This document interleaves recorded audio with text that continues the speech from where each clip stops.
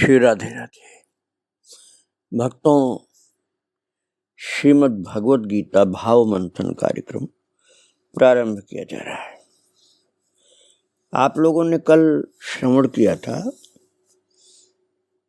गीता जी के दूसरे अध्याय के 45वें श्लोक का पाठ और उसका शब्दार्थ और भावार्थ अर्थात भाव मंथन में आपको लेकर मैं चल रहा था। मैं उसी में आपको आगे भी लेकर चलूंगा, किंतु पहले एक बार दोबारा पाठ को स्मरण कर ले रहे हैं। दूसरे अध्याय का 45वां श्लोक।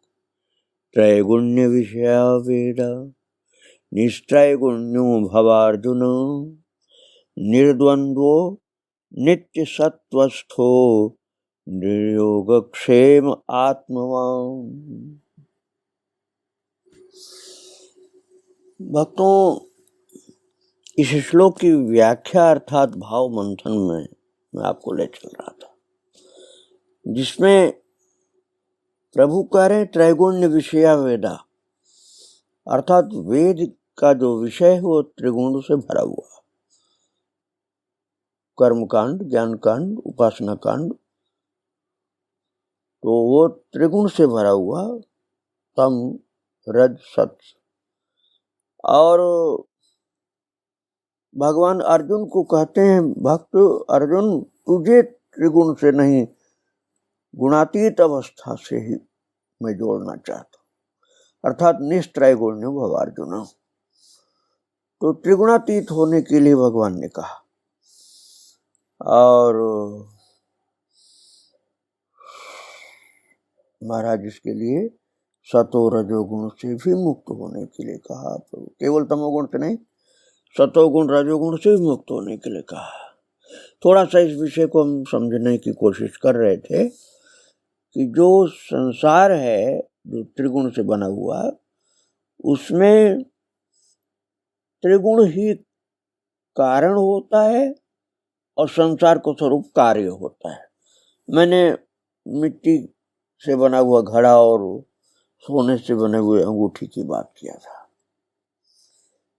तो सांसारिक दृष्टि में कार्य दिखाई पड़ता है, जैसे मुकुट देखा जाता है और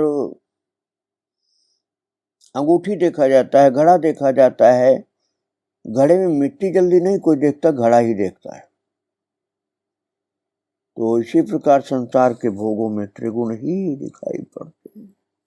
इसलिए भगवान अर्जुन को निस्त्रय गुण अर्थात तीनों गुणों से अतीत या मुक्त होने को कहा।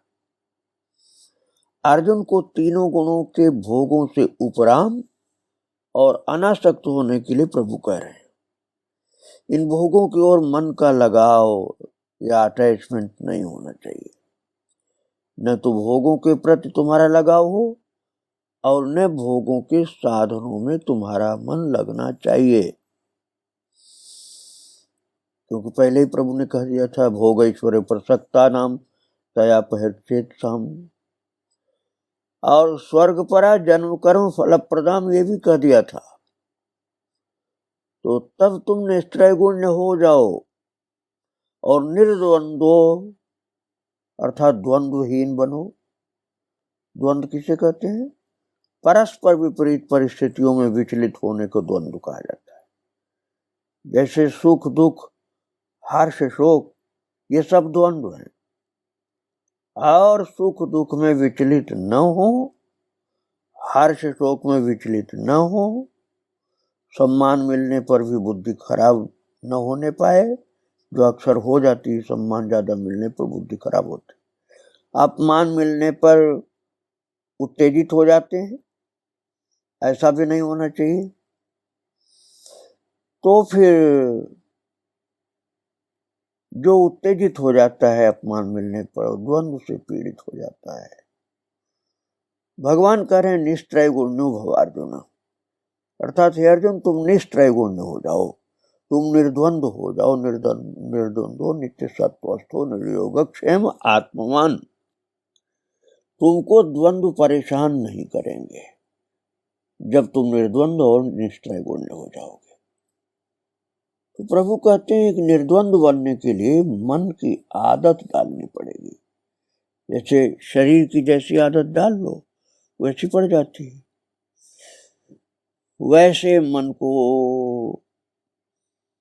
बन जाने के लिए तुम विवश कर दोगे।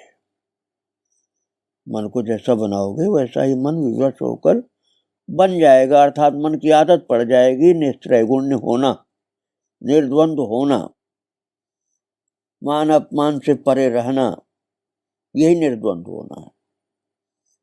बहुत से लोग जो कहीं भी बैठे हों उनके पैर हिलते रहते हैं, चाहे पढ़ा लिखा हो तब भी हम देखते महाराज कपाता रहता है, पैर कपाता रहता है पैर, और उन्हें मालूम भी नहीं होता कि पैर हिल रहे हैं। तो पहले तो जानबूझ करके पैर हिलाते हैं अहंकार वश में, फिर धीरे धीरे आदत पड़ जाती है। ऐसे ही भक्त लोग अपनी जीव की ऐसी आदत डाल लेते हैं कि कुछ भी कर रहे हो जीव राम राम राम राम राम राम राम राम राम राम राम बोलती रहती है, आदत डाल लिया। कोई भक्त जैसे कहीं स्टेशन की बेंच पर बैठ करके भजन कर रहा था और तभी कभी मोटा तगड़ा आदमी उस बेंच पर बैठकर पैर हिलाने लगा। अब भजन में थोड़ी तो बाधा पड़ेगी। तो भक्त ने पूछा, भैया आप बेंच क्यों हिला रहे हो? मोटा बोला, आदत पड़ गई महाराज, पैर हिलता है, हम हिलाते नहीं।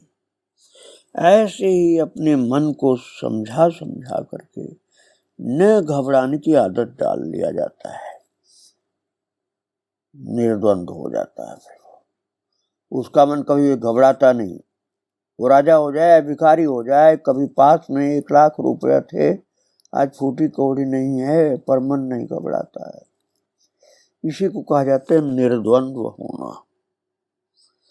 फिर भगवान कहते हैं नित्य सत्वस्थः, अर्थात तुम नित्य सत्व में स्थित रहो। देखिए यहाँ सत रज तम वाला सत नहीं है, फिर क्या है सत्व? सत और सत्व में बहुत थोड़ा सा अंतर है, एक सत है एक सत्व है। सत्व का अर्थ है नित्य सत्व का, नित्य सत्वस्थ हो, ऐसा श्लोक में भगवान ने कहा है 45वें श्लोक में, नित्य सत्वस्थ हो, अर्थात नित्य तत्व। नित्य तत्व क्या है? ईश्वर। तुम इसी एकमात्र परमात्मा में स्थित रहो तो नित्य सत्वस्थ हो गए। और परिवर्तनशील प्रकृति जन्य त्रिगुणात्मक विकारों से प्रभावित न हो।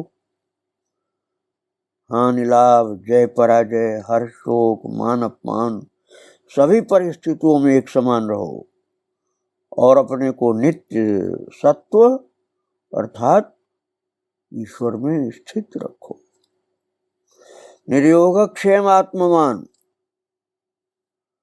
यहाँ पर योग का तात्पर्य आत्मा परमात्मा का मिलन नहीं है, फिर क्या है?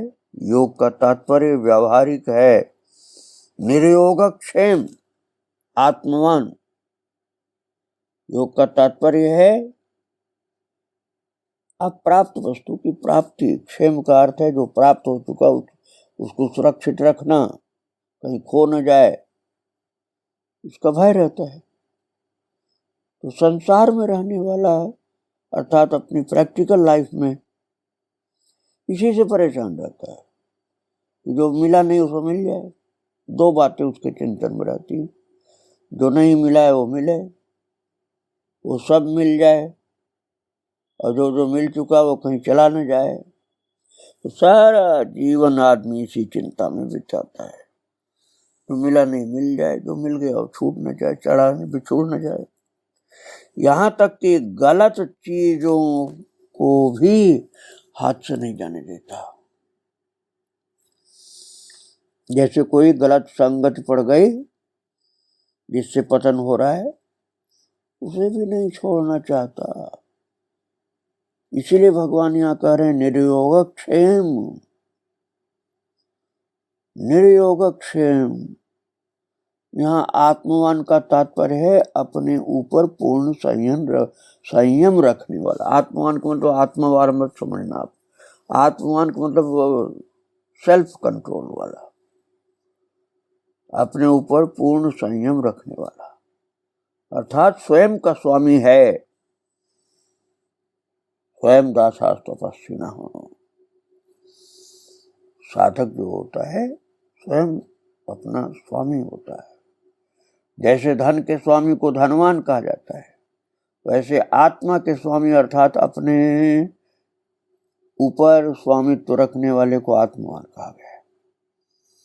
अभिप्राय ये है कि जो निज के अतिरिक्त किसी के बिना भी बिना विचलित हुए आनंद पूर्वक रहता है, किसी की जरूरत नहीं, अपने में संतुष्ट रहता है, वही वास्तविक आत्मवान है। इसलिए प्रभु ने कहा निर्योगक्षेम आत्मवान। विषय तो कठिन है, लेकिन मैंने समझाने का बहुत प्रयास किया। अब हम अगले श्लोक का पाठ कर ले रहे हैं, उसके बाद विराम देंगे। अगला श्लोक अर्थात 46वां श्लोक। यावानर्थ उदपाने सर्वतः संप्लुतोदके तावान सर्वेषु वेदेषु ब्राह्मणस्य विजानतः। यावानर्थ उदपाने सर्वतः संप्लुतोदके तावान सर्वेषु वेदेषु ब्राह्मणस्य विजानतः। ये हुआ श्लोक 46वां, अध्याय 2 का 46वां श्लोक हुआ। अब हम इस श्लोक का पाठ तो कर लिए, लेकिन श्लोक का शब्दार्थ फिर उसके भाव का मंथन कल करेंगे। अब हम परम कृपालु भगवान श्याम सुंदर जो दिव्य रथ पर विराजमान है और उनके प्रिय भक्त अर्जुन, इन दोनों को ही प्रणाम करके विराम दे रहे हैं। आगे 46वें श्लोक का पाठ, शब्दार्थ और भाव का मंथन किया जाएगा। श्री राधे। वृंदावन बिहारी लाल की जय, राधा रानी की जय। श्री राधे राधे।